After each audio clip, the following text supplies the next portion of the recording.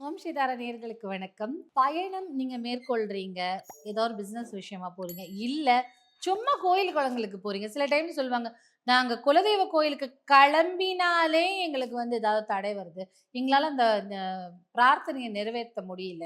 இல்ல ஏதாவது ஒரு பிசினஸ் விஷயமா போறேங்க. எந்த விஷயத்துக்கு போனாலும் எனக்கு தடை இருக்கு. இல்ல ஒரு கல்யாணத்தை மேற்கொண்டு போறோம். அங்கேயும் தடை." இந்த மாரி பயணத்தில் நம்ம போகும்போது, அதுல ஒரு தடை வராமல் இருக்க எளிய பரிகாரம் தான். அந்த எளிய பரிகாரம் என்னன்னு பார்த்தீங்கன்னா, இப்ப நீங்க பயணம் மேற்கொள்றீங்க அப்படின்னும்போது, எதிர்ல இல்ல ஏதாவது ஒரு மாட்டு தொழுவத்துல கன்றுக்கு பால் கொடுத்து கொண்டிருக்கும் இல்லையா? இல்ல அந்த கன்றுக்கு பால் கொடுக்கும் பசு.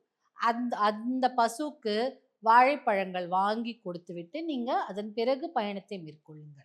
அப்படி பயணத்தை மேற்கொள்ளும்போது, எந்த நோக்கத்தோடு நீங்க பயணத்துக்கு போறீங்களோ, அ பீ இட் அது நீங்க ஒரு பரிகாரம் நிறைவேத்துறதுக்கோ, கோயில் குளத்துக்கு போறதுக்கோ, இல்ல ஒரு கல்யாண விஷயம் பேசுறதுக்கோ, பிசினஸ் விஷயமா பேசுறதுக்கோ, அதுக்கு எல்லாத்துக்கும் வெற்றியை கொடுக்கும் இந்த ஒரு எளிய பரிகாரம்.